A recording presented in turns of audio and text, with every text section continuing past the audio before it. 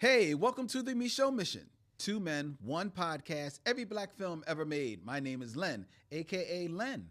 And as always, I'm joined by my partner. Hey, this is Vincent Williams. We are closing out Bootober with Vincent's selection from 2019 as we visit Academy Award-winning actress and producer Octavia Spencer in the psychological horror Ma, which features another Academy Award Oscar-winning actor in it as well. It does.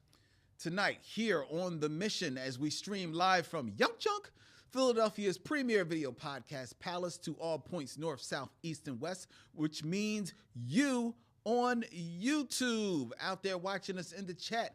Hello, missionaries. Good evening, one and all. Vincent, how are you doing? I am good. Little tuckered out, running around today, but I'm good. That's good. Happy to be in the number.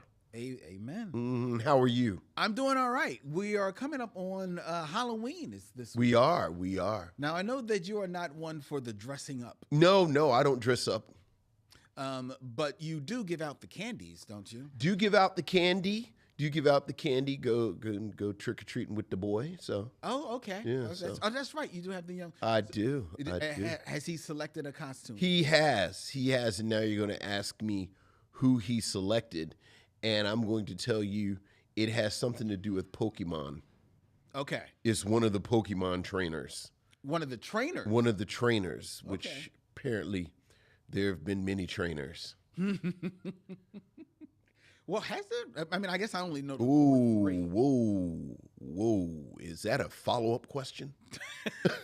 Sorry. Certainly we're not doing a Pokemon follow-up question. Sorry. Right. Apologize. Right.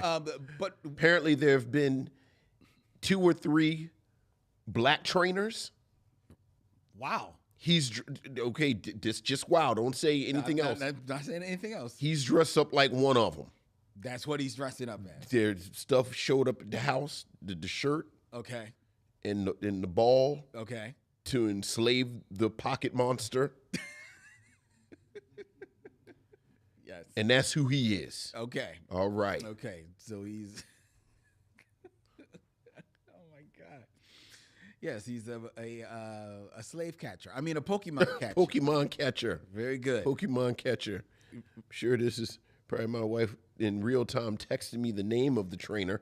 I'm not looking at. Not even going to look at it. I'm not even going to look at the text. All right, but I do have a question about Halloween, but only in regards to the candy. The candy. Do you have anything to do with the selection of the candy that you're giving out? We do. I mean, no. Yeah, that's. I mean, it's candy I'm going to eat too. Okay, so what candy? Then right. I mean, the Snickers. I don't know you to be a big candy. I'm not, but the Snickers. Okay, so the little chocolates. Little chocolates. I know there's controversy about the Reese's because it's peanut butter involved. Right, and then allergies and stuff. And the allergies, but that's what I like. And so I just I feel like these peanut butter allergy people. Like I feel like they have the rest of us in a stranglehold. What do you mean? Like you can't put peanut butter and stuff anymore because of these peanut butter allergy. You can put peanut butter and stuff in whatever you like. You just have to let people know. Right. But I feel like you go places and they don't have peanut butter and I just do you remember a lot of peanut butter allergy kids when I was younger? When we were kids? Not that I know of. Yeah, I feel don't remember. like when you're 6 is when you meet other kids and the peanut butter like they were taken care of by the time we were 6, but now. Yeah, I don't know when the rise of peanut butter allergy. Right. But it's like you can't have peanuts and stuff, and so. Well, okay. So you'll be giving out the chocolates. I myself will be giving out Skittles and Jolly Ranchers. Do you get a lot of trick-or-treaters? Not at all. Yeah. We actually leave the bowl out and then go out with Are you Adam. serious? Yeah, we leave the bowl out. And then when you come back, is it empty? No, not usually. Wow. Not usually. Because you live in We're on a weird street, though. Yeah, but Yeah, but you live in a pretty much it's residential. Oh, it's very like it's lots of kids. Yeah. It's just where we are.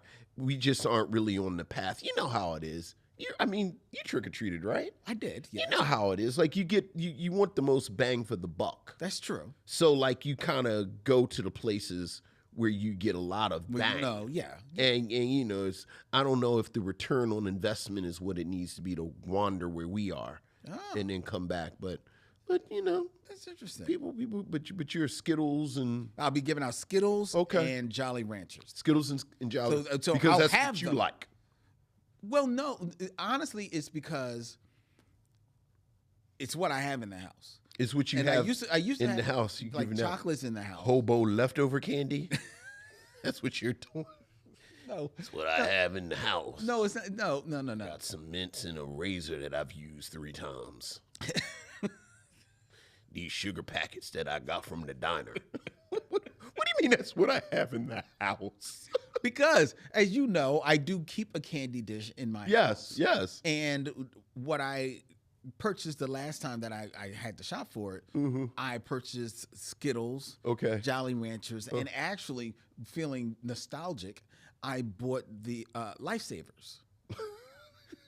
You giving out lifesavers? Well, no, because I know nobody's going to want the Lifesavers. So I'm giving out the Jolly Ranchers and the Skittles. And the Lifesavers are in the house for when people come over. Now, the problem with the Jolly Rancher is that they stick to the paper. No, and they're wrapped. Like, you need something sealed to give the kids. You can't give kids. What do you mean they're wrapped? That's what you want them to be. No, wrapped. but I'm just going to tell you, the kids' parents are going to throw those out. They throw out the Jolly Ranchers? No, right, because it's not sealed. You have to give out sealed candy. Oh, I didn't know that. How did you not know that? My daughter's... Obviously, you know that. No, I mean, obviously I know that. My daughter's 32. I haven't had, like... I 100% guarantee your parents looked through your Halloween candy and saw the stuff kind of wrapped up and threw it out. Because they thought it was going to be a razor in it. First of all, no. And when I was going trick-or-treating, the same as when you were going trick-or-treating, you looked in there, you threw out the apples. Right, threw out the apples. Everything else was fair game. Yeah, I think fairly, not even. I mean, even the Smarties were wrapped. Yeah, I think it's been Smarties at aren't least sealed. 20, like, yeah, you can't give out the So you can't give out Smarties anymore? You know what Smarties are. Where You don't know what shop Smarties are? for this candy? You don't know what Smarties Does are? it have a Negro entrance where you shop? You don't where know are what, you shopping You for don't know what candy? Smarties are? Who doesn't want a Babe Ruth? You don't know what Smarties are? Smarties are like the little, like almost like the little, like Pezzy type Right, you candy. giving out like Mike and Ike's And they were wrapped. Tootsie Rolls. We got Tootsie Rolls. I threw out the Tootsie Rolls. I don't like Tootsie Rolls. Right. I don't like Tootsie Rolls. Tootsie Rolls are weird. Yeah. And see, now that's interesting because when I was growing up, But I don't want to lose this because like Wu-Tang, I'm for the children.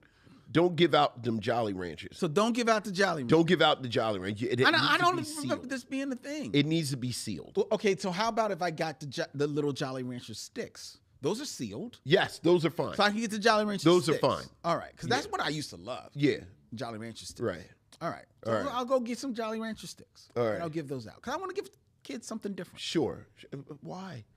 Well, because they're not going to come. Right. They don't come. They don't come. I either last year or the year before, I literally sat on my steps. Okay. Well, don't give out something different. Like, don't just give kids what they want. Just give them regular ass candy. Well, No, not well. This is for the kids. well, Keep your weird candy with yourself. not weird. It's good. You don't remember Jolly Rancher sticks? Oh, for God. I used to get the lemon. I used to get lemon and apple. Oh my God, you are never beating the serial killer.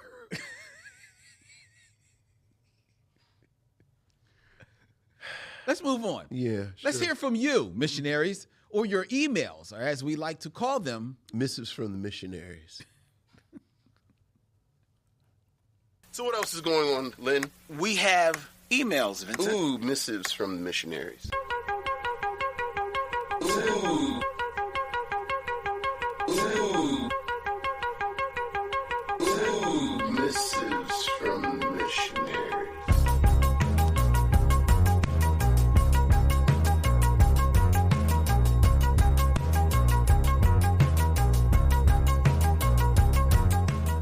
Missionaries. Vincent, we have an email from, and I am not making this name up, Mark Loopy. Hey, what's up, Mark?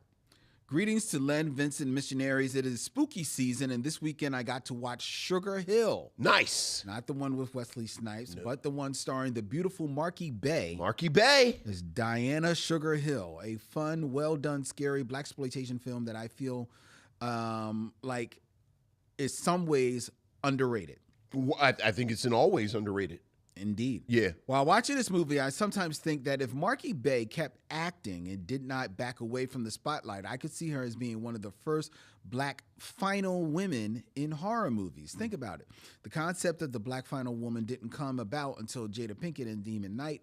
All in all, I wish Marky Bay was a horror movie icon. I have much appreciation for her. What are your thoughts? I know we are fans of Sugar Hill. We are fans of Sugar Hill. I think in our review we said it because I've always thought this. I don't think Marky Bay would ever have gotten bigger if she kept making movies just because it was so tight during that moment. Yeah. And while I liked Marky Bay, you know, I could rattle off at least 5 black actresses. At the time. Deserve a bigger spot. Right, than Marky Bay. Yeah. But I think he makes an interesting suggestion now. Of her saying in that horror lane. Right, and there isn't really a 70s black horror lane. No, there's not really. Like you got the 2 Blackulas. Mm-hmm. You got Abby. Yes. And you got JD's Revenge. You know, Dr. Black and Mr. Hod. Yeah, but even then, and Blackenstein, and they're kind of tongue in cheek. Right. And once you get past what you just said, the 2 Blackulas, and some would argue maybe one over the other. Right. Abby, Abby, JD's Revenge, and then I will bring in Sugar Hill. Right. That's the cream of the crop. Yeah, that's and by the cream of the crop, like even just naming them, besides Dr. Black and Mr. Hod and Blackenstein, were there other black horror films in the 70s? Like, I mean, I guess you have to include Ganja and Hess. You do. But that's so much better than everything. Yeah. It doesn't. You almost don't even think of a right in there. But I do think it is an interesting thought experiment of her. You know, like you said. You know, filling that lane. You know what I mean? Right. If Sugar Hill does better, does someone maybe from one of the more established studios, right? You know, put her in another horror film, so that she actually does become an icon. Like down to as he mentioned, she did step away from acting. Yeah. But and certainly Sugar Hill could have had a sequel. Oh yeah, like it was like all the pieces were there at the end. Yeah, it was right there. Which I guess the overall point that we want to land on is if you all haven't seen Sugar Hill, that is not a bad Halloween viewing. Not at all. Yeah, not at all. Not at all. Yeah, great one. And don't cry for Marky Bay. Her and her husband, another actor, Don Fenwick, they would go on to operate a murder mystery cruises in Los Angeles, California, which I believe they did until they only recently retiring from it. Right. So even then, she did kind of stay in. Well, you know. Hey, yeah. Okay. You know, but she did well. Yeah. Did well. All right. Thank you, Mark. Thank you, Mark. Appreciate that. We got an email from Corey Nicole. Hey, what's up, Corey? Hello, Vincent, Len, Missionaries. I hope this email finds you well. As always, it has. Since it's Black Spooky season, I have a question that is on par for this month. If you could chop it up, Vincent, with any Halloween icon or someone or thing associated with Halloween, who would it be? Strip away all the negative attributes and not think about them getting you, like capturing you or something like that. Who would you imagine? Maybe Dracula, Frankenstein, perhaps a witch. Halloween icons can be someone like Mike Myers or even Pumpkinhead. Who would you like? What Halloween icon or character or trope would you like to chop it up, share a meal with, Vincent? I know mine right off the top of my head. Oh, I'm going with Prince Mamatunde, or as we know, Mr. Blackula himself. Interesting. Yeah. Interesting. Now, would you want to just to chop it up with the Prince, or would you want to chop it up with the actor William Marshall? Oh, that's a good question. Because I'd like to talk to both of them. Mm-hmm. Which is fair. Which is fair. I think I'm going to go with the Prince, though, just because he's been alive longer. Again, we're assuming I'm not going to be dessert. Right. Yeah. Yes, that's the assumption. Yeah. I'm going to go with Blackula. Okay. Mine would be Boris Karloff, the actor. Oh, that's a good one. Because I have enjoyed the interviews that I've read of him with him in regards to how he, just approached all of his roles. Yeah, oh yeah. But specifically, the creature in Frankenstein, how he approached the mummy in The Mummy. And I would be interested in his take, and I don't know that I've actually seen this interview, but I will be interested in his take of not only is he eternal because of those two roles, but he's eternal because of him voicing the Grinch That Stole Christmas. Yeah. And just in regards to his thoughts of acting, his career, how it played out, his, quote unquote,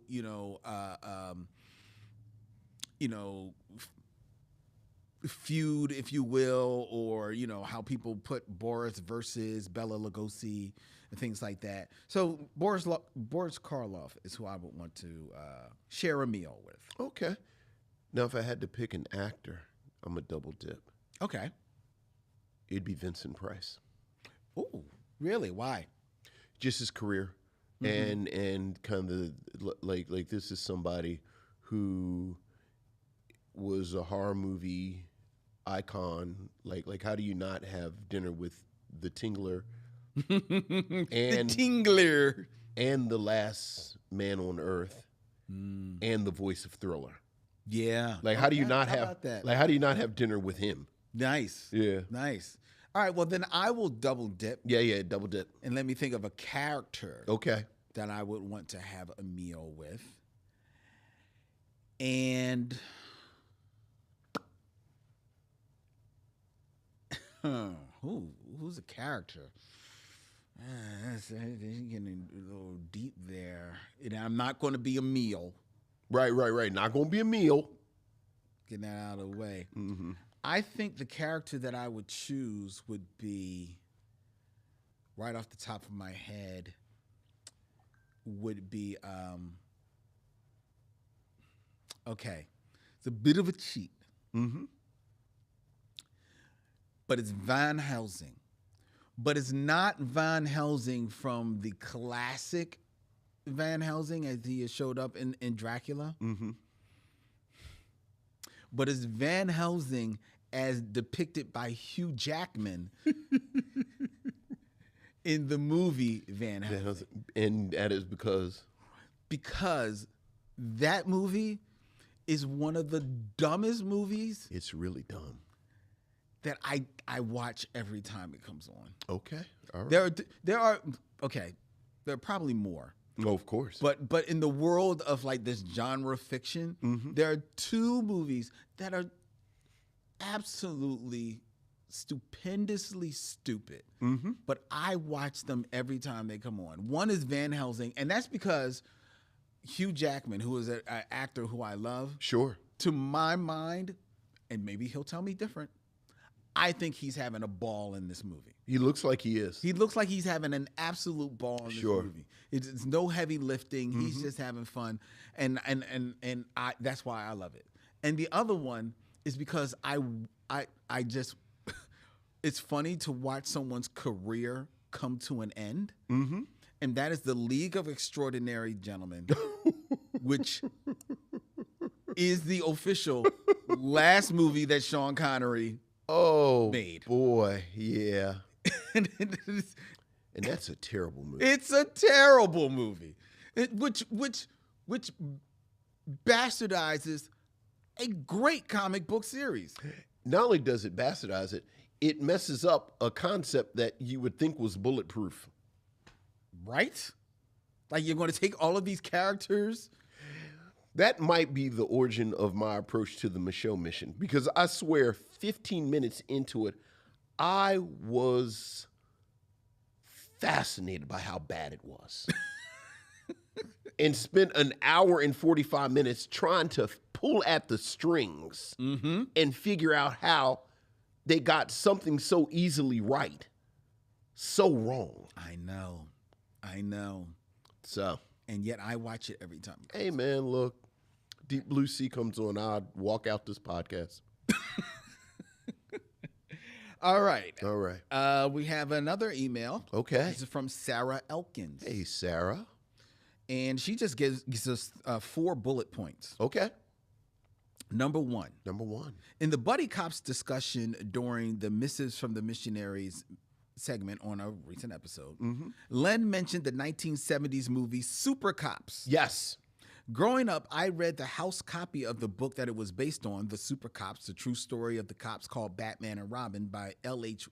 Whitmore. Oh, okay. It referred to the movie being made or having been made. Maybe it was a second edition. I remember it held the 2 cops up as heroes who had seized large amounts of guns and drugs, bullied by the NYPD for going outside the rules. Later on, I read more critical accounts of what they'd been up to, so it might not have been a well-known movie, but I knew right away which movie Len was talking about. All right. Thank you, Sarah. All right. Go on, Sarah, backing up Lynn. That's right. 'Cause sometimes I think he's hallucinating.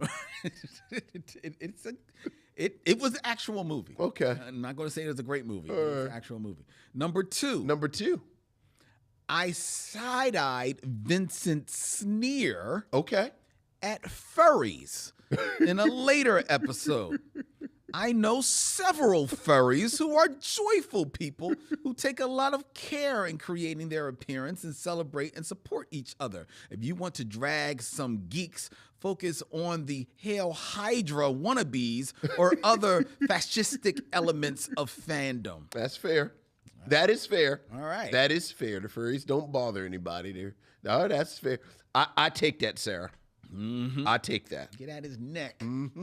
Number 3. Number 3. For your information, your artwork as shown on AntennaPod, my podcast app for podcasts as a whole, and listing of episodes still refers to Podglomerate. The logo that shows for the individual episodes, which have been updated, show, in fact, Believe, our new network. Well, we will get right on that and double check that. Thank you. Good looking out. We did have a little bit of back and forth about that, so we'll check it out. And number 4. Number 4. I've added Good Manners from your most recent episode to my watch list. Oh, good. Sounds great. Good. And it's available on Canopy. Yeah. My library's movie app. Thanks for the many good discussions since the last time I wrote, Sarah. Thank you, Sarah. Thank you, Sarah. Thank you, Sarah. I'm not going to talk about it because that'll get me in trouble, but it is sort of interesting, the overlap of which fandom draws the most Nazis. I'm okay. Oh, one popped in my head immediately that I'm not going to say out loud, but I do think that there are certain fandoms that attract Nazis. certain, yeah. Okay. Yeah, We're not going to talk about it. We're not going to talk about it. We're going to give them any play. But she is right. It is not the furry. So It is okay. All right. And our final email comes from our good friend Michael Lockett. Hey, what's up, Michael?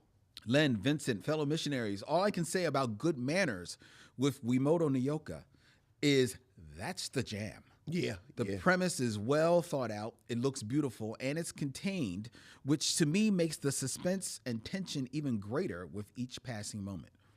Is this the second Brazilian film that you've done? I think tiptoeing out of the Black American section of the diaspora might be a good thing for a month once a year. On a quick aside, I am so happy that Micheaux got that alternate reality Hays Code timeline question. I think this is the second Brazilian film. Yeah, because we did, what was the Bacurau. word? Bacurau.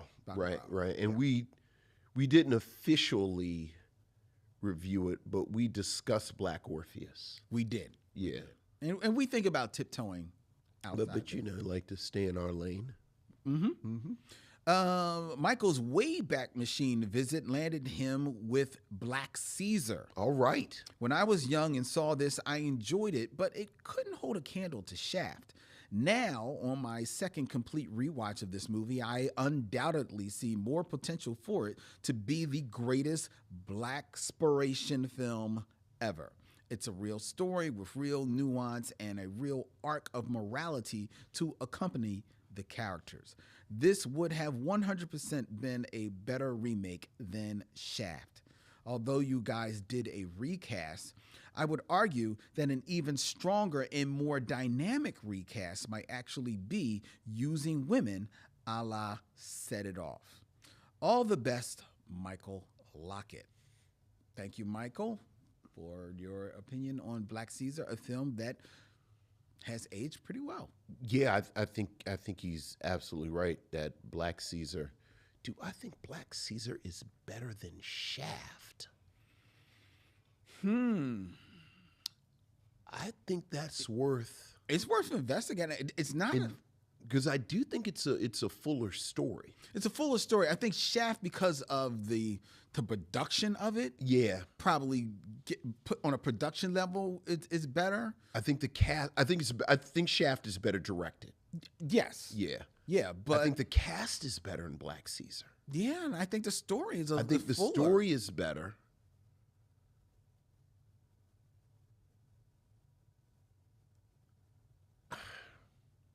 You're the '70s guy. That's your lane. You know, I think Richard Roundtree's biggest thing in both Shaft and Shaft's Big Score, I think Richard Roundtree might be the most beautiful black man in blaxploitation. Between him and like him and Calvin Lockhart, like just beautiful men. I think he's really charming in Shaft. In Shaft. And Shaft's Big Score. But again, I think a lot of that is Gordon Parks' direction. It's direction. But you know me, I think when Fred Williamson is on. When he's on, Fred Williamson steals. When he is on. So I don't know if Fred Williamson is better in Black Caesar than Richard Roundtree is in Shaft. But it's not a 1-to-1 head up. Like so much of Richard Roundtree in Shaft is Gordon Parks. I think you just said it. I think Fred Williamson is better in Black Caesar than Richard Roundtree. That is a really good question. Is Black Caesar better than Shaft? It might be. I think it is. Yeah. I'll go out on a limb and say it is. Yeah. Like, because having watched Shaft and not knocking Shaft at all. But I love Shaft. Right. Black Caesar is that good. Shaft to me is very much the aesthetics, the Gordon Park of it, the Isaac Hayes of it all, the soundtrack of it all. And yes, the aesthetic really of just Richard Roundtree. Right, watching Richard Roundtree move through this world. But as a story, as the world, it's nothing there. And even in the moments where Richard Roundtree is in action in the film, he's okay. I mean, look, he's not what he has to do. Okay, he does what he has to do, but look, there's no great choreography going in blaxploitation movies at all anyway. Right. But Fred Williamson, when he punches a dude, you believe that he has thrown a punch that hurt. Yeah. You know what I mean? I'm landing with Fred Williamson. Okay. Sounds to me like we need to rewatch Shaft and Black Caesar. We may. Yeah. We may. All right, but thank you, Michael. Thank you, Michael. Yeah. As always, coming with the thoughtful Yeah. emails, getting us thinking. Mm-hmm. All right, that has been our missives from the missionaries. We can hear from you as well. Feel free. Write us at micheauxmission@gmail.com. That's MICHEAUX, MISSION@gmail.com. And now, oh boy. Oh boy. Some of you have been wanting this. Some of you have not. But it's back. For one night only. It is now time for It's like the Dream Girl. the top 5. Top 5. Top 5. Mm-hmm. That's right. The top 5.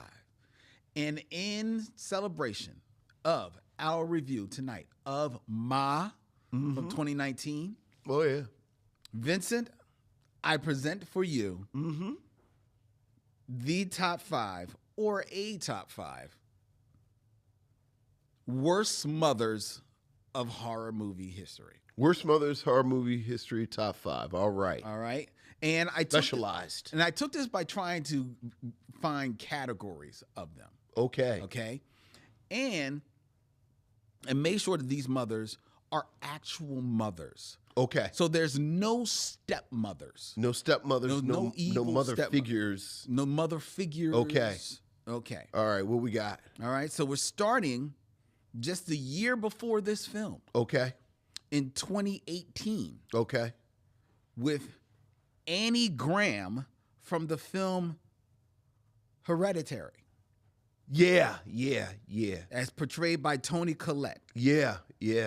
All right. Toni Collette's Annie Graham is horror's reigning worst matriarch. This family is just trying to hold it together after a pair of tragedies, but as Annie slips further into madness, she loses track of who the bad guy is and whether or not it's actually her. Colette's performance starts at 11 and inches up to 20 throughout the film. It's got the rage, the grief, the agony, and the insanity to make her an instant classic. And I chose her, especially in tune with Ma, where you have an actress like Octavia Spencer, Academy Award-winning actress, acclaimed actor, but who's stepping into a horror film to play, for the most part, she goes crazy, but a grounded character, right? You know, there's no supernatural in this film, in Ma. And in Toni Collette, you have an actor who, and I don't know how familiar you are with Toni Collette. Oh, yeah, I love Toni Collette. Toni Collette is one of those actors that I've never seen her be bad No. at all. She is always phenomenal and always very believable in a role. And Hereditary, because it was Toni Collette, I sat down and watched this. This movie is bonkers. It is bonkers, but it is bonkers good, and she is so good in this movie. And yes, I believe that she was driven mad in this movie, and everything she does, I felt it. I felt for her. Then of course, I felt for the family. And it's one of the best horror films of the 21st century. Okay. And I think that is, and I know you're not a big horror movie guy, so But I heard good things about Hereditary. I honestly think I think you would like Hereditary. Okay. I think you would like. I think this is a horror film that you will watch and like, okay, all right, I like this. I don't think it's going to scare you. I think it's going to, have you gripped with suspense. Okay. All All right. So add that to your very, very Very short long list. Yeah. of horror films. Yeah. Oh, yeah. All right, next we have at number 4. Number 4. To the world of animation. Okay. And we have from 2009, the film is Coraline. Okay. The character is the other mother. The Other Mother. Yes, as voiced by Terry Hatcher of all places. Okay. Did you see the movie Coraline? I didn't. I run real hot and cold on Tim Burton. This is a stop motion film. The other mother is the malevolent interspatial space shape-shifting witch fae entity who lures children into another dimension with the goal of consuming their flesh for strength in keeping their souls as her prisoners. Well, she sounds terrible. She is terrible. Okay. She is terrible with her button eyes. Okay. Early on, resembling Coraline's actual mother, until you see her more skeletal, real frame, and with stop motion, can be very creepy. Yeah. Oh yeah. So this is a very creepy interpretation, but it is very effective. Okay. Very effective. All right. And Coraline is a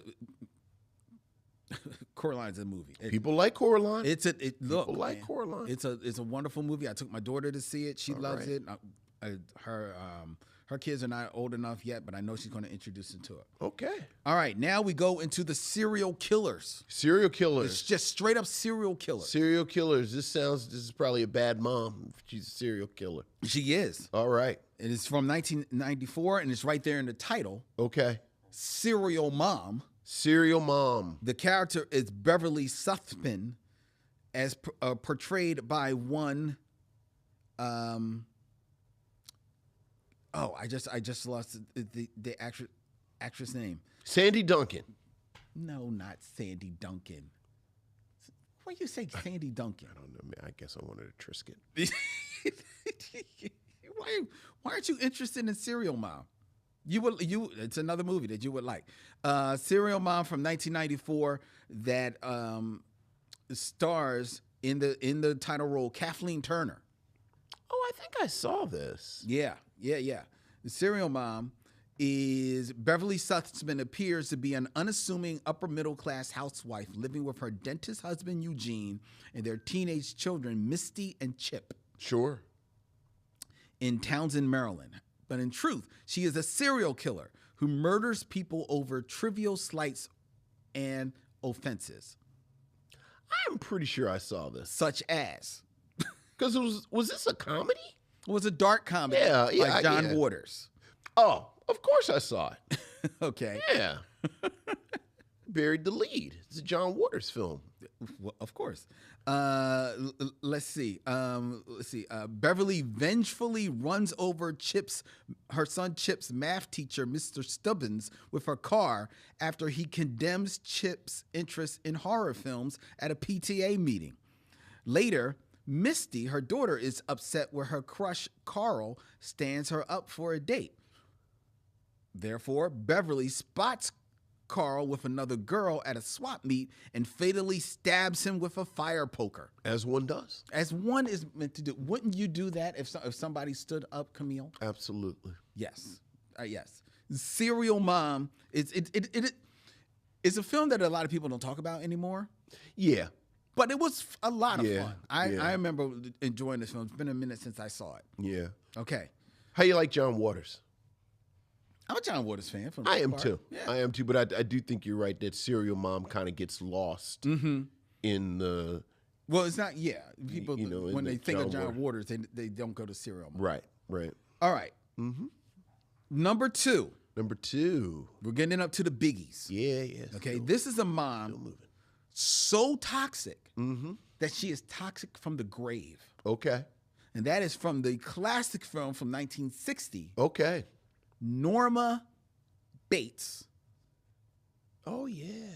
Psycho. I mean, can you really blame her, though? Like, that's not her. That's him. Well, you say that. I do. But it was the way that she raised Norman to be the man that he was. Are we just talking about Psycho? Like, that's when she was first introduced. Right. We're not talking. You're folding in the other stuff in this too because. Well, yes, because the character Psycho was I think arguably he's not a reliable narrator. True. Right. But as the character has been fleshed out, over the many One sequels, man's flesh out is another man watered down and. Okay, flushed out. Is that better? Yeah, flushed out. As the character has been flushed out, you see that the mother played a part in the Norman that we meet right. in Psycho. Sure. And thus, She's the bad. All right. All right. Well, she definitely wasn't like, she wasn't Carol Brady. I mean, I think we don't know what she was because Well, she was dead when the movie started. Okay, but in the other films. All right. Okay. Which then leads us to number one. Number one. Which, trust me, for Vincent, we couldn't have gotten here soon enough. Sure. And it's from 1980. It's really about the friends we made along the way. Okay. From 1980. Pamela Voorhees. See, that's another one. Well, no. What? This is Jason's mother? Yes. You can't. She's the actual original killer in Friday the 13th. Is she? Yes. She's the original killer in Friday the 13th. Does that come up in the first movie? Yes. This is an honest question. I honestly just don't remember. Yes, I'm about to say. Okay. Pamela Voorhees is the main antagonist of the first film, in which she is only known as Mrs. Voorhees and remains an antagonistic presence in the sequels. Because while she shows up in her presence is felt in the sequels as Jason is always like seeing, like you see, like right. He's sort of like, yeah. But she is actually the killer in the first movie. Interesting. Were you not aware of that? Or it's been so long. I'm realizing I've not watched Friday the 13th in decades. The original or any of them? No, the original. Okay. Interesting. Yes, she is in fact the original killer in that first film. Well, then she's definitely a bad mother. Well, she is indeed a bad mother. Yeah, I feel like Mrs. Bates might be getting a bad rap because her son is telling people that he's the one that told her. But yeah, if she actually killed people in front. So what did Jason do?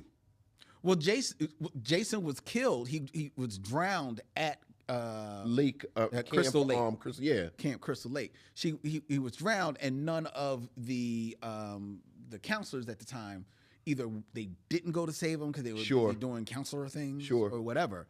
And that's why she held it against them and killed those counselors, and then subsequently would kill anybody that came to Camp Crystal Lake. And Jason, he arises. I forget how you figure out that he never died or whatever. Right. But he comes back. And it's all in the first one. No. He comes back in the second one to So avenge his mother. So Jason is not in the first one? No, he doesn't show up until the second one. You are blowing my mind right now. Yeah, he shows up in the second one. Because that's when they tried to keep things like, like the continuity. So even though the mother, if I remember at the end of the first one, the mother comes up at the end of the film and grabs somebody that's on the lake and pulls them down. Right. And I remember that image, but I just assumed that was Jason. I had forgotten all about the mother thing. No, it was the mother. Interesting. Yeah. There you go. I'm probably okay. All right. Oh Lord, you're gonna make me go watch Friday the 13th. I'm sure I'm not, but No. I actually like those '80s slasher movies. You do? I do. Like that and Freddy and all of that. The reason I was confused about the Jason because I'm pretty sure I've seen at least 8 Friday the 13th movies. 8 of them, at least. When you were younger, I take it. I mean, when they're on, I flip and stuff. But yeah, because they just get more and more ridiculous. They do. It's like Fast and the Furious. It just gets more and more ridiculous. But and you had that moment where Jason, Michael Myers, and Freddy Krueger basically become anti-heroes. I don't think they ever became anti-heroes. They 100%. Freddy maybe. I don't think Jason and Michael ever did. If not anti-heroes. Almost, put it this way, I think after the first one, maybe I'll give you the second one. No one goes to these films cheering for anybody but them. Like you are 100% in the bag with Mike Myers, Freddy, and Jason. You know what?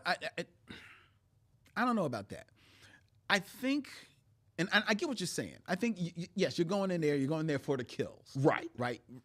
But I think that with Mike and Jason, I think you still find yourself, depending on how they're dispatched, kind of rooting at the end, like, take him out.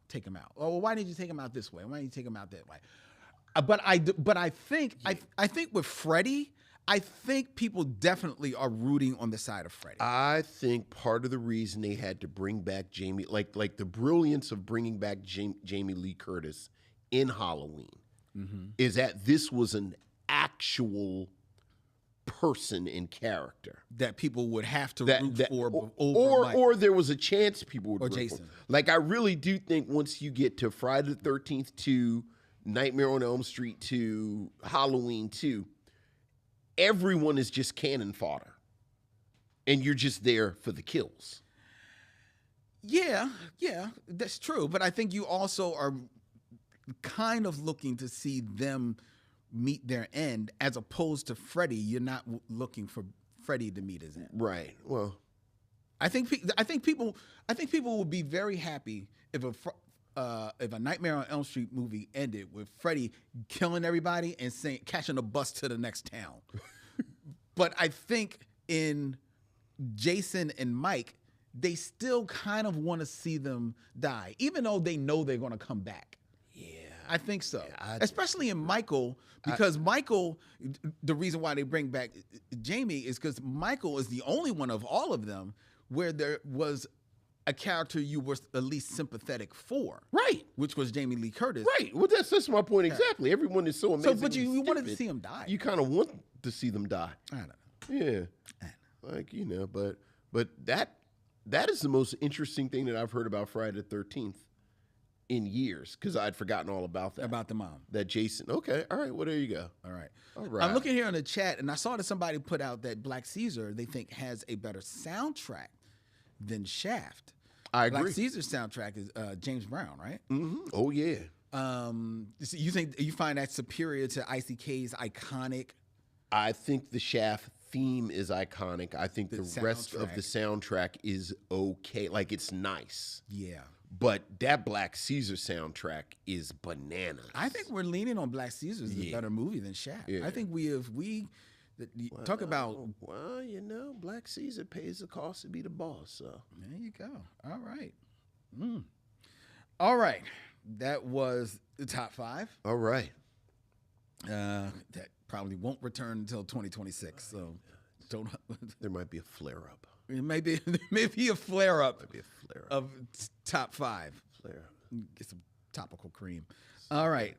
But now it's time for the Game of Kings. The Game of Kings. Someone who can never be defeated or murdered. No. Dun, dun, dun, it's D'Urville Martin. It's time for 6 Degrees of D'Urville Martin.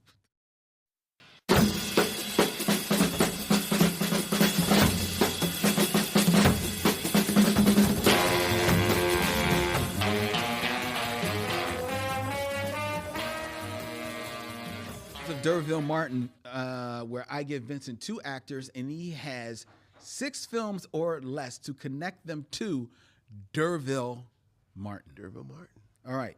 Vincent, keeping in theme. Okay. We are reviewing Ma. We are. Which stars not 1, but 2 Academy Award-winning actors. Okay. Who are now in a horror film. Yeah. So, Vincent, I have selected for you, digging into my old-timey white bag. Oh, yeah. So you might as well just go ahead and give it to me, whoever it is. I'm not. 2 actors. I'm not. I don't really have the energy for Lynn Webb's segregation theater. 2 old-timey white actors. Hey, Negro, the service interest is over on the side.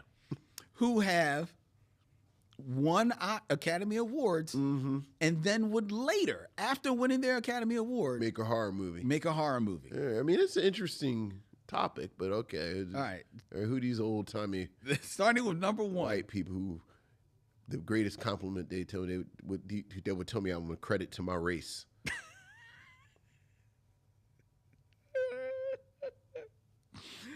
Starting with number 1, in 6 films or less, Uh-huh.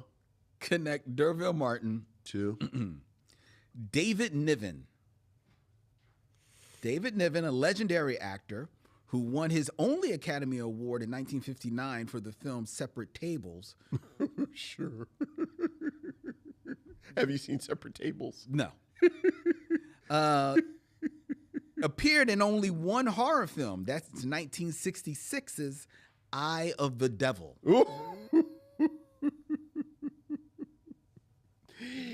Oh, Lord, David Niven. Okay, just to make this hard, you can't use Separate Tables or Eye of the Devil. Oh, I can't use Separate Tables? Oh, no, I can't use Separate Tables. Because I was going to use his co-star, Constance St. John. You can't use Separate Tables.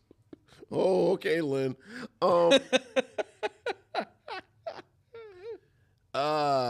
I'm joking. David Niven's a good choice because he is actually an old, like he's actually old Hollywood star. He is Hollywood royalty.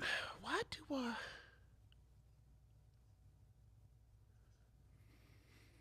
I'm joking, but I have David Niven walking around in my head for some reason. There is something I watch with David Niven. There definitely is.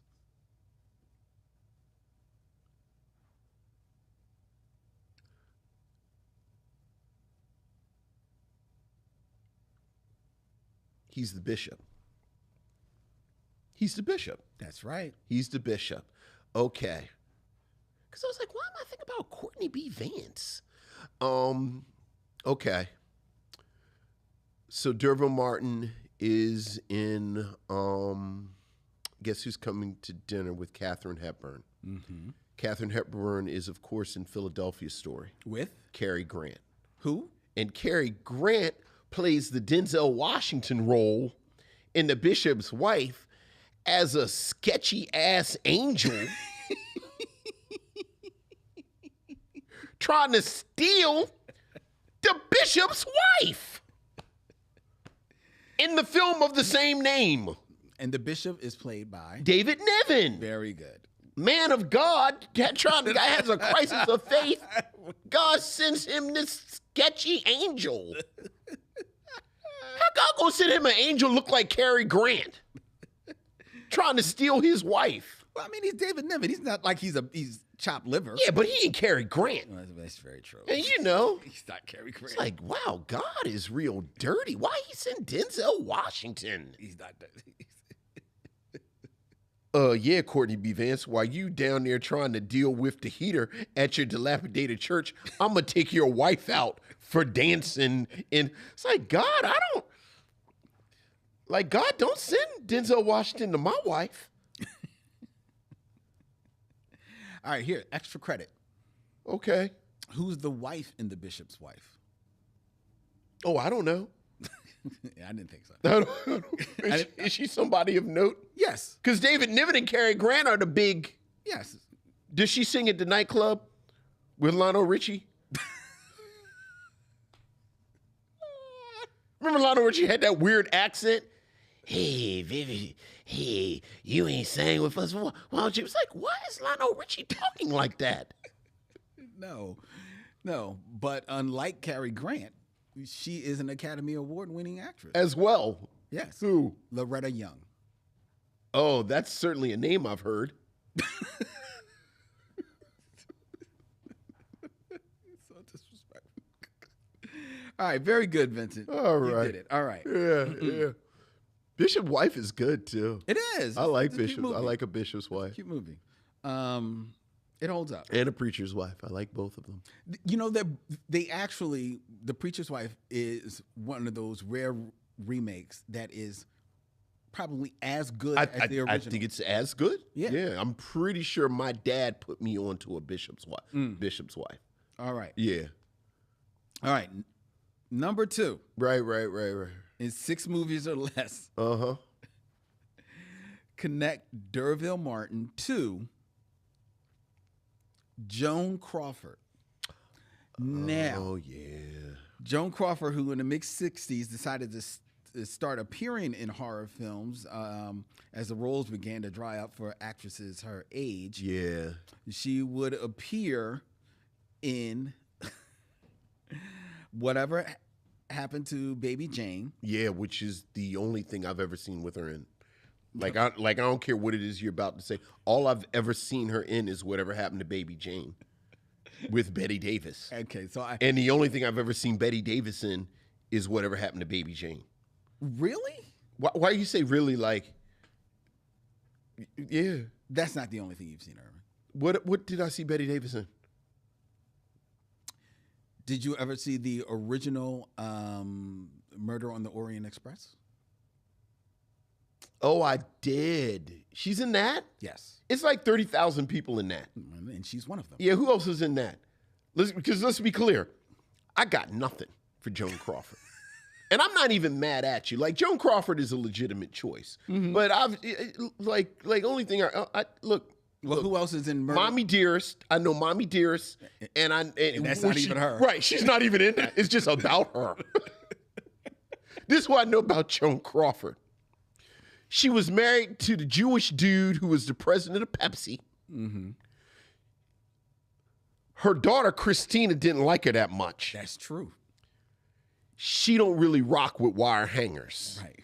And all of these are things that you got from And when Christina was an actress on a soap opera and got sick, Joan Crawford filled in for. I know. Happily. Happily. Very happily. Happily. Yes, yes. Had on like a little mini skirt and the little headband. I know. Because she was like, I can be young too. I know. She was so delusional. She was a trip.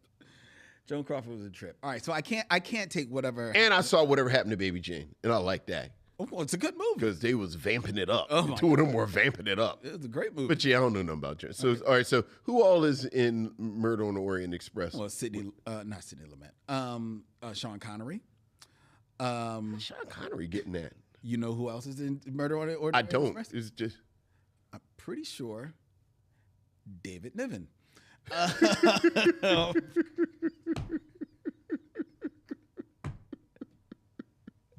Well, there you go.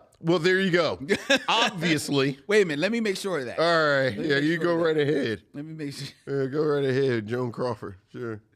Let me make sure. And she took over as the president of Pepsi. And she had on like the fur shawl. She did.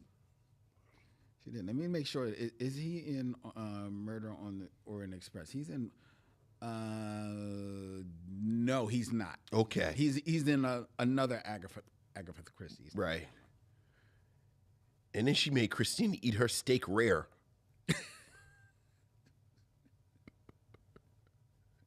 Christina's like 5 years old.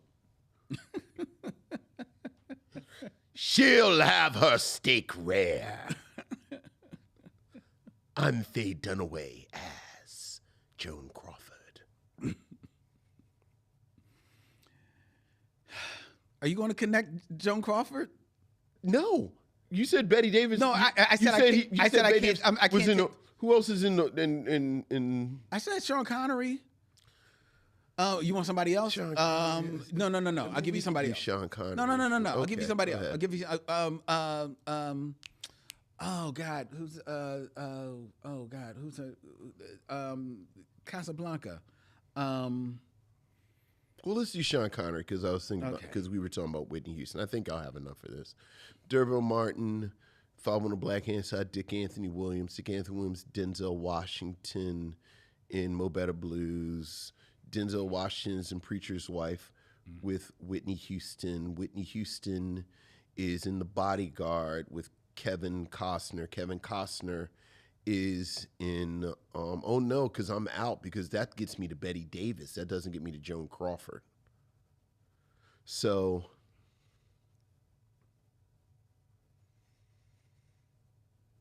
because I'm trying to get to the Untouched. Ingrid Bergman, that's who I was trying to. Well, sure, of course. And Lauren Bacall. Oh, and also Lauren Bacall. Well, Lauren Bacall can help you. No, I can't deal with you. I'm trying to help you. I know. I can't deal with these old white people right now. I'm tired. Just fucking people.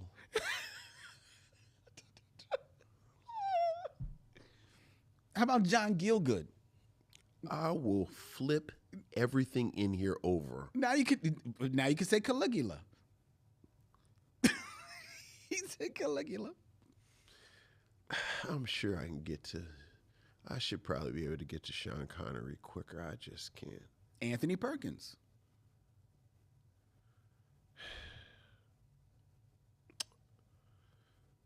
Anthony Perkins is in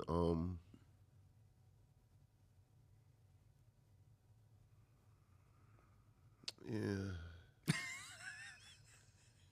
Yeah, I can't with you, right? Okay, do Sean Connery.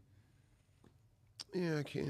Because I'm trying to think what all this. There's a thing about Sean Connery. So it's like, besides the Bond movies. Oh, my God. So kind of Sean Connery's also in The Rock. He's also in The Rock. Yes. And that's with, what's his name? Nicolas Cage. Nicolas Cage. Like, I should be able to get to Nick Cage fast. Okay, I'm gonna give you. Who? Just go ahead. I'm gonna help you. All right, Sean Connery. Sure. Sean Connery is in the Great Train Robbery. With who? Donald Sutherland. Oh, Donald Sutherland. All right, well, sure. And Donald Sutherland is in one of your go-tos for D'Urville Martin. Yeah, all right. So it's like Sidney Poitier, Diane Carroll, Donald Sutherland. You said Sean Connery in The Great Train Robbery. Yes. Betty Davis, Joan Crawford. There you go. There you go. All right, Joan Crawford. Which, to be clear, that's legitimate. That's legitimate. Just Joan Crawford. But what's Joan Crawford's big movie? Oh, her big movie. Like, what's her because from the extensive research that I've done in Joan Crawford's career, which is watching Mommy Dearest 10 times, it didn't seem like she was like had any iconic films. Oh no, her big movie is Mildred Pierce, which is something I've heard of. I mean, that's the one that got her Academy Award. And who's she in that with? Oh, right, because she talks about that in Mommy Dearest. But didn't she struggle before she got to that? Like, weren't they kind of? I mean, that's 1945. And right. She started making movies in the 30s. Right. So she was right. And then after that, like after Mildred Pierce, because even when she made Whatever Happened to Baby Jane, wasn't that almost begrudging? Well, yeah, because you're talking about the 60s by then. She was an older woman. Right, and she ain't really rock with Betty Davis like that. No, they hated it. Right, but then she kind of had to make it. They had to make it. So it was such a success, they were booked to do another film. And Betty said, okay. And Joan said, no. Yeah. So Betty said, well, then get, and I think she got Olivia de Havilland to do it. And that movie was what? I forget. Yeah. But I mean, she was a star in the 30s and 40s. That's her big heyday. Yeah. Mildred Pierce is her big movie. Her final film appearance was in 1970 in the classic B movie horror film Trog. Yeah, I know Joan. Like I know we talk about Joan Crawford, but quietly her career. No, no. Okay, she legitimately had a great career, 30s and 40s. Right, but did she have a great career, or was she a studio creature? By meaning that's why she got a role. Right. Well, I mean, they all were. Right. The studio system. Right. But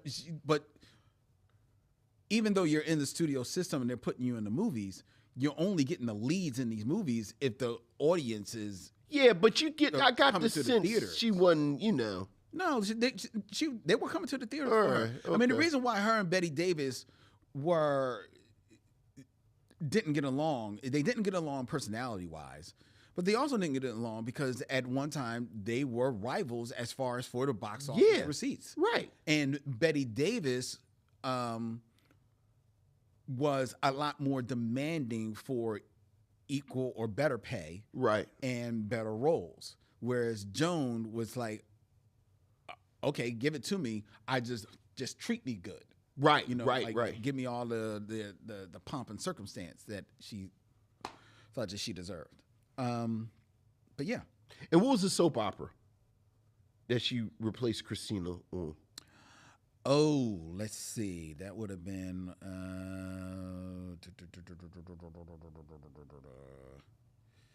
She was on.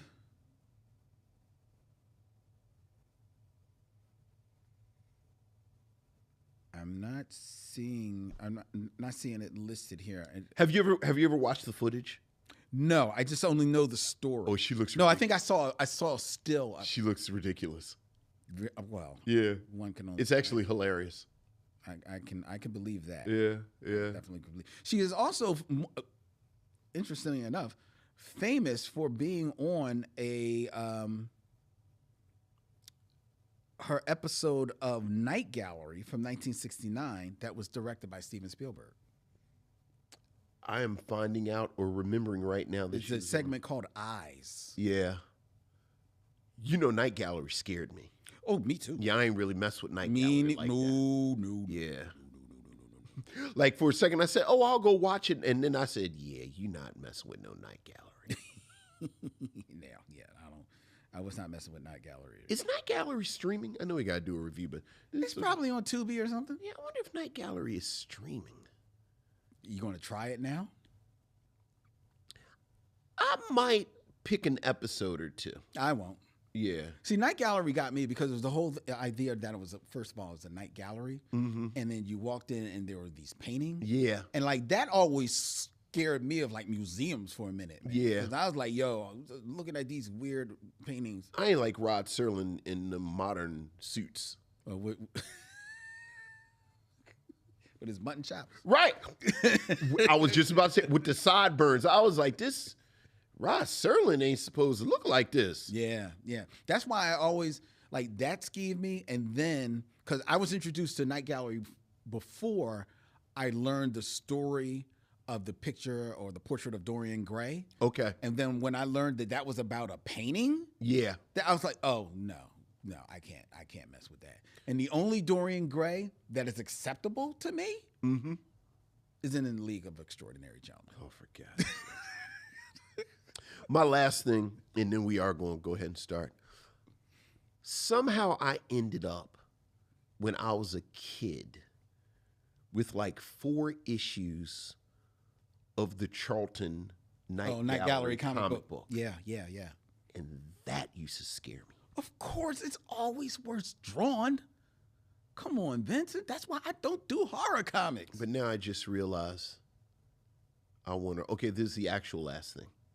How many issues of the Charlton Night Gallery comic were there? Just to let y'all know, we start every show with Vincent. All right, we're gonna keep it lean. I mean, but this is all it's all super interesting. Like, this is now super interesting to me. Keep it lean, Len. Yeah, what we got? Charlton Night Gallery comic book. It's saying Charlton Comics did not publish a comic book series, Night Gallery. So who published the Night Gallery comic? If that wasn't Charlton. Oh my goodness, was I reading Ghost Comics? Let's see. I'm not seeing some. Oh, I know. I didn't imagine having a Night Gallery comic. It doesn't appear that it was Charlton. I'm looking to see whether or not there were any Night Gallery comic books here. I'm not seeing anything noting here. There's some of the stories were adapted, but there wasn't a Night Gallery comic book. At least that's what I'm seeing. Oh, that's interesting. There's an Art of the Night Gallery. Oh, I might want to buy that. That's interesting. Man, you would want a book of those paintings? That nightmare film? No, it was Gold Key. Okay, well, that wasn't. Yeah, Gold Key. All right, I said Charlton. Yeah, it was Gold Key. So Gold Key. Yeah, Gold Key. And how many issues did it run? The answer. That I don't know. Let's see, Gold Key Night Gallery.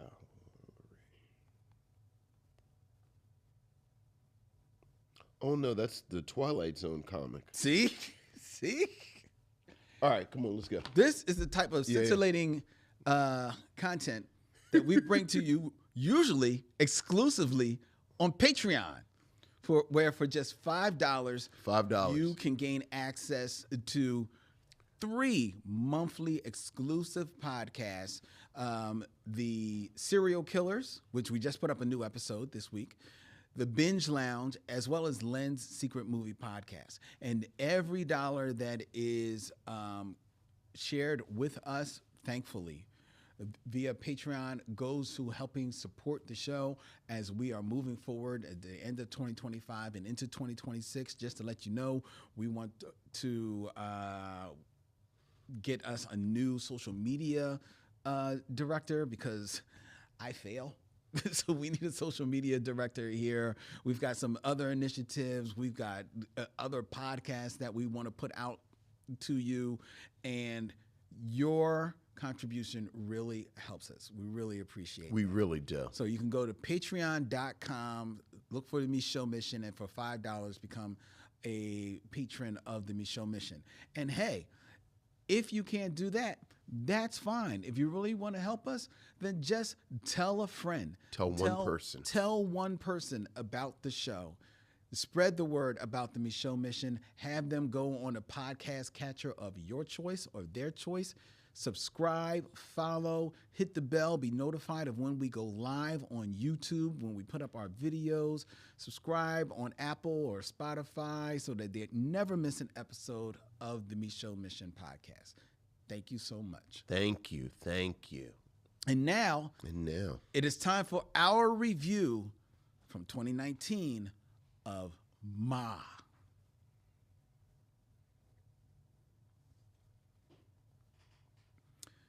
Ma is a 2019 American psychological thriller directed by Tate Taylor of The Help fame and written by Scotty Landis.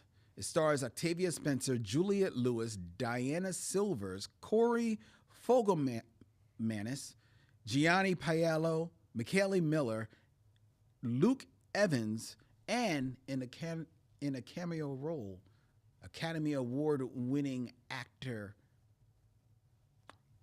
That's right, Allison Janney.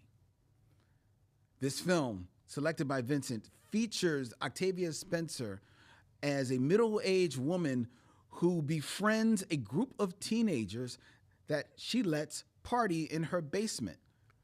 But then she terrorizes the hell out of them. This film was selected by Vincent as we close out Boo-tober here on the Micheaux Mission. Vincent, what say you of Ma? Ma frustrated and ultimately disappointed me. Ooh. It really did. Because I had really high hopes. Interesting. For this film. Why so? Because it touches on some social topics that I find endlessly fascinating. Okay.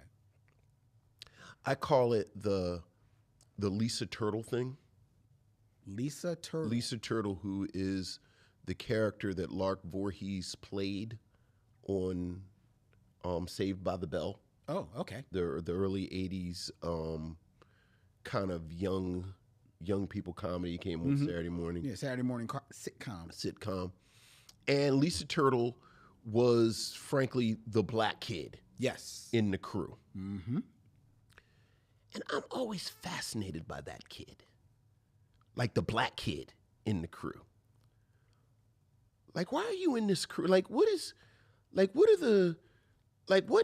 happened that you ended up as the black kid in the crew?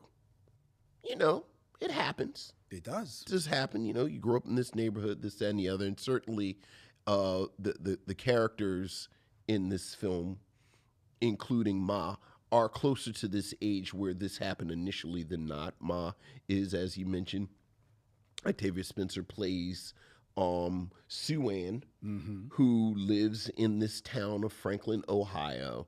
And through a series of you know, fairly believable events, befriends this group of teenagers. These are teenagers that are underage by definition because they're teenagers. They want to buy alcohol, and they utilize the tried and true technique that teenagers have used forever. They find an adult that will do it to buy them the alcohol outside the liquor store. Sue-Ann is the adult that they find, and then Sue-Ann forms this relationship with the kids. And then, as you say, things, of course, go horribly wrong. But as you find out fairly quickly, she has a connection to these students' parents because they all used to go to high school together. And again, she was a black kid in this white environment. And again, as a kid who grew up in an integrated neighborhood, as a kid who had white friends, as a kid who, you kind of saw this, I'm always fascinated by that dynamic. Okay. Like what does this look like? What are the mechanics of the friendship? What are the microaggressions that the black kid has to deal with? What are the macroaggressions that the black kid has to deal with? Or do they deal with them at all? Like, what does that look like? And oftentimes when we see this configuration in fiction, it's not addressed at all. Nope. Like again, Lisa Turtle was the black kid in this group, and her race was never acknowledged except in two ways. A, she wasn't allowed to date one of the other boys in the main group. B, whenever she had to have a date, it was always they went and found a black kid because you can't kind of disrupt it.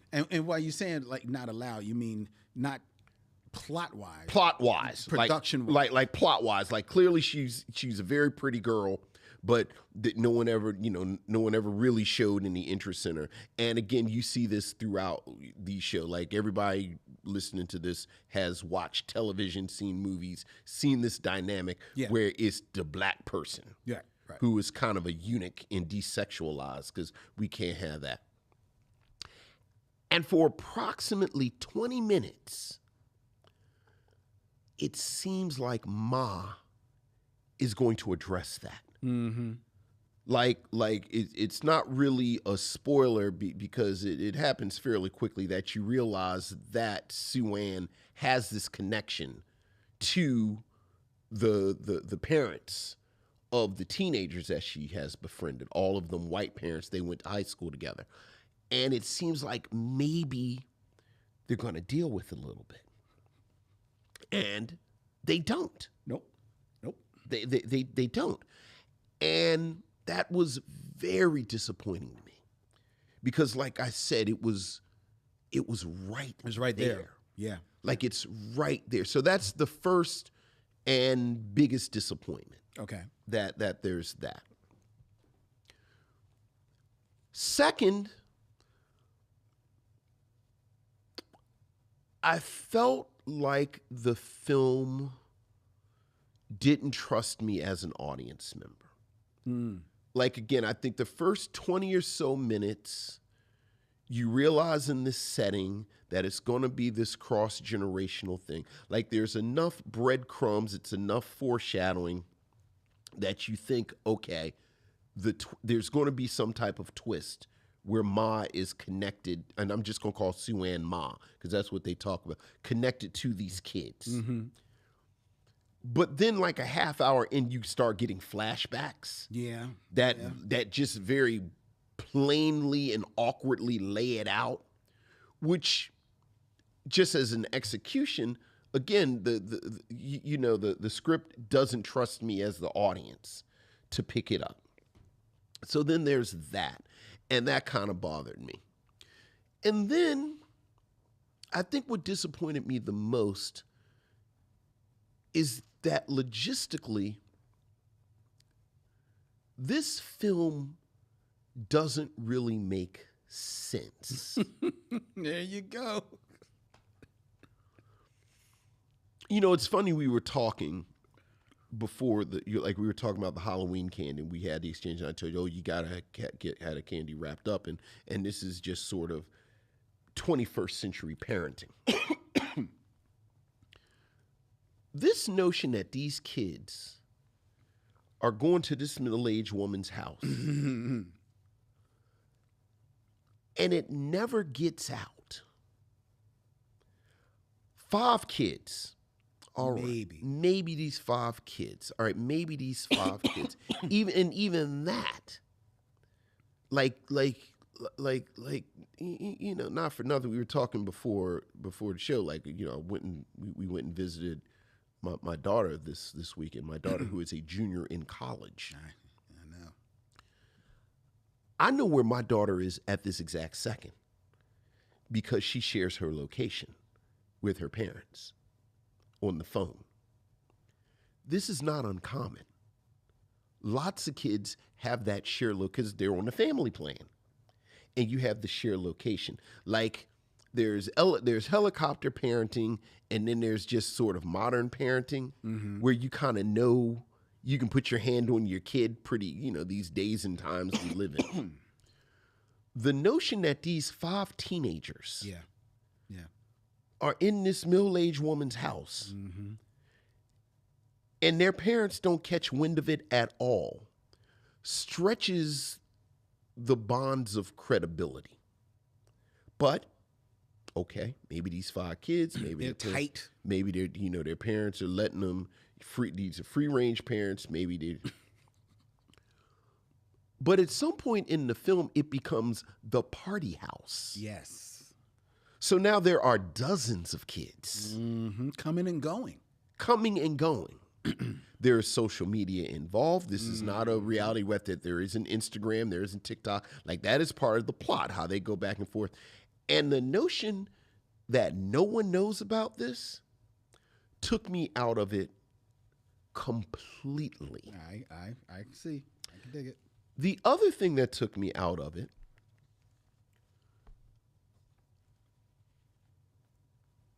this is set in Franklin, Ohio. This is textual. Like, it wasn't just shot there. Textually, this is shot in Franklin, Ohio. And the plot lets you know this is a fairly small community. I looked it up.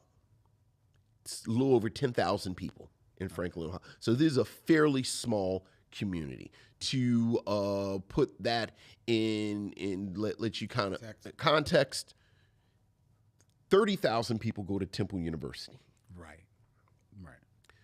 To do 1-to-1, a suburb right outside of Baltimore, Catonsville, which is where my high school was, also has, I think it said 44,000 people. Okay. Just to, if I am in Catonsville for longer than 1.5 hours, now, I'm going to run into somebody.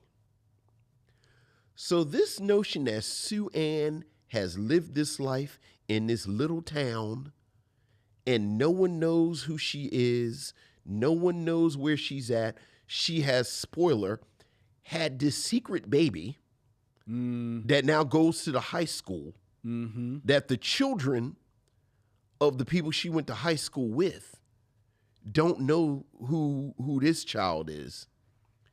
Just didn't make sense. Yeah. So there's so much about this film that is missed opportunity. Like there's this opportunity to really talk about what it is like to be Black in these white environments, and what, you know, just and in a real interesting way, especially a woman her age. You know, again, I think Gen X is really the first generation that was like really, you know, in the trenches with this. And now all of us are in our 40s and 50s, you know, knocking on 60. So it's a really, you know, you really do have this opportunity to deal with that, A. Yep. B, so much of what happens in this plot, you get the sense they want A to follow B to, and then C to follow B to follow A, and then C to follow B. And it doesn't care about the details. We just need to get to this point. So it just really, you know, was like right there. and then it was gone. Performances, it's a half dozen kid actors, and they were fine. Yeah. They were fine. Your typical horror movie Right. actors. As you mentioned, Allison Janney is in 2 or 3 scenes, and that is like saying she's in 2 or 3 scenes is really pushing it. Really pushing it. Because as you say, Tate Taylor is the director. Octavia Spencer obviously is the star. Allison Janney. You get the sense all 3 of them have formed this relationship since The Help. Mm-hmm. And Allison Janney is basically doing somebody a solid. Doing a man solid. The problem with having Allison Janney in it at all. Talk about pulling focus. She is so much better than the vast majority of the cast that there's never a moment where Allison Janney, who plays plays a veterinarian that Octavia Spencer's character works for. Mm-hmm. I just wanted a workplace film set in this vet's office. Likewise, I love Juliette Lewis. Right? I love Juliette Lewis. And Juliette Lewis has that real off-kilter yes 90s actress energy. Mm-hmm. Like I think of her and I think of how did I just forget my girl's name? It is so random, but played Dr. Smith in the latest Lost in Space. My girl, you know exactly who I'm thinking of. Oh, Parker Posey. Parker Posey, yeah. Right. Like Parker Posey, Juliette Lewis, like that off-kilter 90s energy that a lot of actresses just don't have anymore. Yeah. Love seeing Juliette Lewis. Yeah. And like Allison Janney, Juliette Lewis plays the mother of a teen who's come back to town. Mm-hmm. Her marriage has failed. She's come back to town. There's a casino, as often there is around these small communities. That's right. She's working in the casino. That's a movie. That's it. Right there. Juliette Lewis. Her character, yeah. Completely wasted. Mm-hmm. Octavia Spencer is having a ball. She's having fun. And you get the sense that Tate Taylor did this for her. Mm-hmm. Like in interviews, he talks about he wants to, but you get the sense that the subtext of this is you caught so much shit for the Help. I'm gonna give you this as a gift. And I really liked Octavia Spencer's actual performance as this increasingly unhinged character who has gone through this traumatic event in high school. Mm-hmm. It has never left her. Yeah. And I want to say she unravels, but I think one of the few smart things that this film does, she's pretty off from the very beginning. And then through the film, she goes, so these very isolated performances I liked. But overall, I was so frustrated because I could see the better movie in here. Yeah. With a tighter script and a production that trusted me as the audience more. Yeah. You say tighter script. It felt tighter, I guess, is a word. Even though this movie, it's not a long movie, so it's like no, perfect time. And we're talking about this film. The film was made for a measly budget. It was $5 million to make it, and it went to gross. I think it grossed like north of $60 million. So it made its money back. People really, it got good reviews. Yeah, they're talking about a sequel. Yeah, people enjoy it. And there's a Blumhouse, so where they specialize in these lower budgets because they know they get higher returns. But you talk about a tighter script. As I'm watching this movie, the whole time I'm watching it, I'm like, Octavia Spencer is obviously having a ball in this movie, right? And the flashbacks show you the trauma from which she's working. And the flashbacks, they're intercut along the length of the film, so it's doling out the story in incrementally. And while it details or shows the trauma that she's carrying with her, I don't think it does a good job of setting up the connection with these people that she grew up with. You know, it doesn't really name them. They're pretty much like nameless white faces in these vignettes that you only through really like context clues are you able to put piece one and one together. I still don't know. Apparently, one of those characters in the flashback is Juliette Lewis' character, and I'm still unsure of which one it was. Well, she was just part, like you said, is like this kind of white mosaic horse of white people pointing and laughing. Right. Yeah. So it didn't do a good job then there, and I thought that there were opportunities outside of the flashbacks to just build a little bit more into her backstory. Absolutely. Because I read it as, okay, this anger that she's feeling, this feeling that she's having, it obviously is a sense of betrayal from her youth, the betrayal and the trauma of the assault, sexual assault that she faced. But I have to imagine there's also a part of her that there's an anger, which is why she grits her teeth and talks under her breath to everybody, because as you said, she went from being the black kid in the group to almost being the black person in the town, never having to escape from there. Right. And you've got to, and I want to know, okay, what does that feel like, right? Because the movie never really gives you a moment that, while the trauma it shows from before, yes, but why are you now in your middle age? What has ignited you now? Right. Because you've had years to do this, and you're still in the same dumbass town.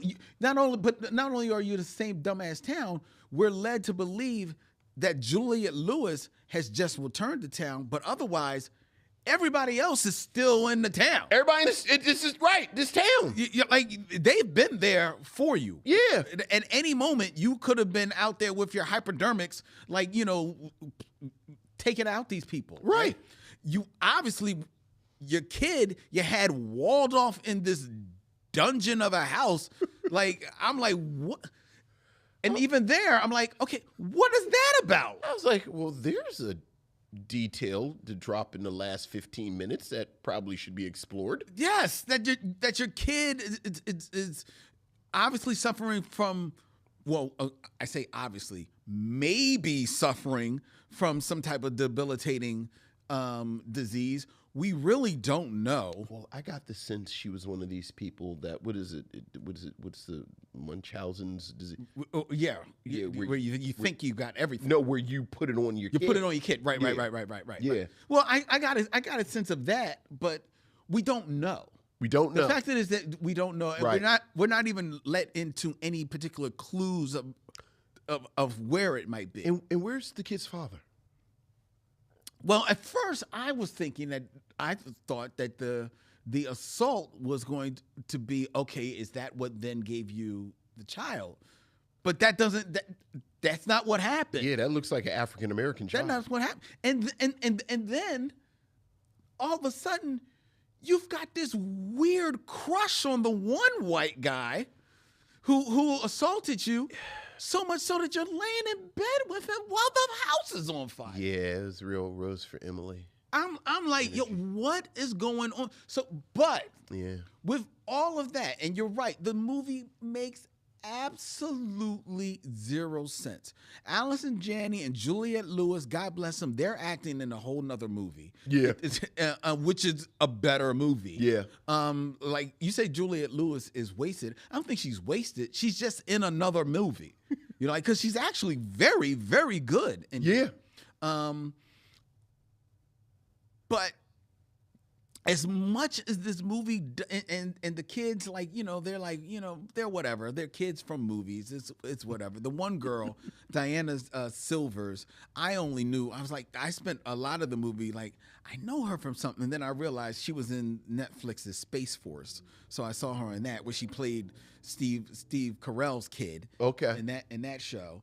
But it's bonkers, and as much as this movie makes absolutely zero sense, like, she befriends the 5 kids, and next thing you know, like she said, the whole every kid in the 5 boroughs are showing up, from all over north, south, east, are in her basement. Nobody knows that. The cops showed up at the end because there were bottles in your yard, and there were cars parked out there. You didn't notice it when there was 80 kids running in and out? Including your kid. Including your kid? Yeah. So, but with all that being said, yeah, I like the movie. You liked it? I can see that. Because it was so silly. I can see that. It was so stupid. I can see that. Octavia Spencer, again, as Ma, is having a ball in this movie. I wound up just finding myself cracking up at this movie and saying, you know what? For the throw on for Halloween, you've got people over the house. This is a fun, dumb movie. I think that is super fair. And I think if I think about it a little more, I will probably land there. There are just these moments, like there's a moment when she goes completely bonkers and she kidnaps all the kids, and now this new crew, the new crew of kids, the young kids, it's one black kid again. Of course. Like, what is it? Is it a store? Mm-hmm. But when she goes crazy, chains them all up, at one point she takes out some white paint. And paints his face and says, there can only be one of us. And I thought that was such a provocative moment. I did too. And I said, well, hell. Where's that? Here's the movie. Yes. But this kind of cross-generational, I was the black kid in the crew. Now you're the black kid in the crew. But now we have this shared experience. But nope, now she's going to get some needle and thread and sewing a girl's mouth shut. Then the moment is gone. I know. Then the moment is gone. Then the moment is gone. Yes. But to your point, there is speaking of Mommy Dearest, there is a farce reading of this where you enjoy it. Like, at one point she runs over a woman with a truck. Like, if there is a sequel, I'm hoping it's just Ma'ing it up. Yeah. Oh, of course. Yeah. Of course. But yeah, that's in real time. I might just be, because I always like to be positive if I can. I might want to come around to your read. Because just see it as farce. Because it makes no sense. It doesn't make any sense at all. Zero effing. It doesn't make any sense that these kids, like, there are at least 3 separate incidents with this crazy person where the kids should say, yeah, we not doing this no more. Right. The first time they go over to the house, she points a gun at a kid and makes him strip. That's all I need. I said, oh, well, clearly a new movie's about to start. Yes. Certainly these children aren't going to come back. Right. Certainly they're never going to leave this place. Oh, this is where we're going to be. Right. Oh, I guess she's just going to kidnap them and keep them here. Because certainly if she lets them out, they won't come back. No, of course not. No. And then she shows up at the school and stalking them. Oh, well, clearly they ain't going to mess with her anymore. She did have a job. Right. She works at a vet. Right. But she's and then she's disco dancing with the kids. Right. I mean, what is going on? What is going on? Right. It's bananas. So, would you recommend Ma? Oh, that's a good question.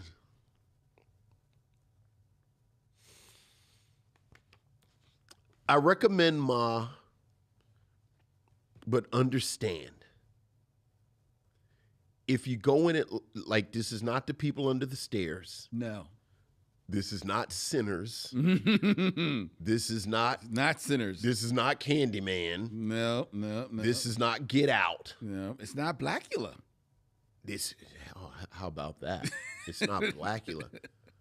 Like quietly, it's more Sugar Hill.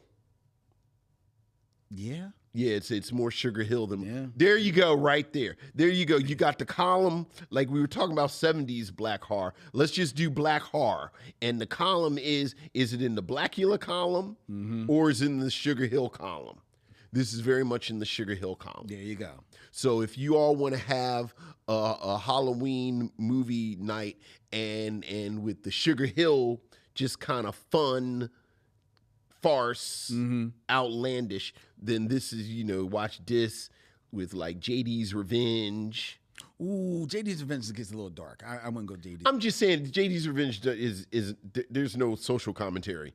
I'm just talking about like it's no social commentary in JD. Yeah, but and I don't know how dark it gets. I mean, he kind of beating up on women in that movie. Does he beat up on Yes. women? All right, no JD's. Yes. But it's I would say Abby. it's played as farce. Abby. There you go. I would say Abby's another one. Abby, which is actually going to be playing this week. Leprechaun in the Hood. Okay. Play Leprechaun Now in you the drink. Hood. Put down your drink. I would recommend, what's the name of this movie? Ma. I would recommend Ma too. It's just dumb fun. Yeah. It's just dumb fun. Don't just take your head off and then just sit and enjoy. Yeah. Because I enjoyed it with some caramel cheesy popcorn, and that was the best way to enjoy it. That and a glass of iced tea. I loved it. That was my afternoon with Ma. Okay. Oddly specific. Well, it was. Okay. It was good. All right. All right. Well, So that's Ma. that's Ma, and that is Bootober. That is Bootsober. 2025 as we tie a bow on that. Before we talk about the theme and the films that we will be reviewing in November, I invite you to follow the Micheaux Mission. You can go to our website, micheauxmission.com. 2 men, 1 podcast, every black film ever made, where you can sign up for our newsletter, be notified of all of the new movies that we're going to be reviewing, our special live events, screenings that we're going to be doing. Oh, shout out to everyone who came out for our screening that we just did of. I just drew a blank on the film that we just watched. What was it? No. So we started with the short film. Yes, we started with Cabbage. And then we watched Death by Temptation. Great short film, and then Death by Temptation at Bryn Mawr Film Institute. It's a long night. I apologize. But shout out to all of you that came out for that screening. It was a great time, and we'll see you in 2026 when the Be Real Micheaux screening series continues at Bryn Mawr Film Institute. All right, the Micheaux Mission. You can find us on all the social media, and now it is on all of them. We are on Instagram. We are on Facebook. We are on TikTok. We are on Threads. We are on Blue Sky at Micheaux Mission. You can find us. You can also find the Micheaux Mission wherever you find podcasts, on Apple, Spotify, wherever you get your audio podcasts. The Micheaux Mission is there. And we are also on YouTube, where you can subscribe, hit the bell, follow us, give us a rating and a review. Let people know that you like the show and be notified of when we have new episodes and new videos going up there as well. And if you would like to support the show in another way, you can join us on patreon.com at Micheaux Mission. For just $5, you can gain access to exclusive content and exclusive news. We've got some news that's going to be hitting Patreon in the next couple of days. So join us on Patreon. We would love to see you there. We would. Appreciate it. And the Micheaux Mission is always a proud member of the Believe Podcast Network. Believe, B-L-E-A-V. Every sport, every topic, everywhere. Like the Micheaux Mission, which streams live every Tuesday night at 7 p.m. from Young Chunk, Philadelphia's premier video podcast palace. If you want to book yourself in one of the many studios that they have here at Yunk Junk. Go to yunkjunk.com and make it so. You will not be disappointed. Next week, here on the Micheaux Mission, as we move into November, Vincent and I have, unbeknownst to ourselves, have collectively created a month of getting together. A month of togetherness, romantic style. And we kick off things in next week where we will be going to the year of 2000 for a film that many people believe actually was released in theaters. However, it was actually made for television. Oh, you're breaking rules. Well, every once in a while we dip in there. All right. So I felt this was worthy of dipping because this is a film that a lot of people want us to review. So we're reviewing it. So next week, my selection from the year 2000, written by Lisa Jones, directed by Gina Prince Bythewood. Oh. Based on a novel by Terry McMillan. Watch out now. We have Wesley Snipes and Sanaa Lathan in Disappearing Acts. Wow. Next week, here on the Micheaux Mission. Until then, he's Vincent, I'm Len, and in parting we say, We'll see you when it's time to meet again.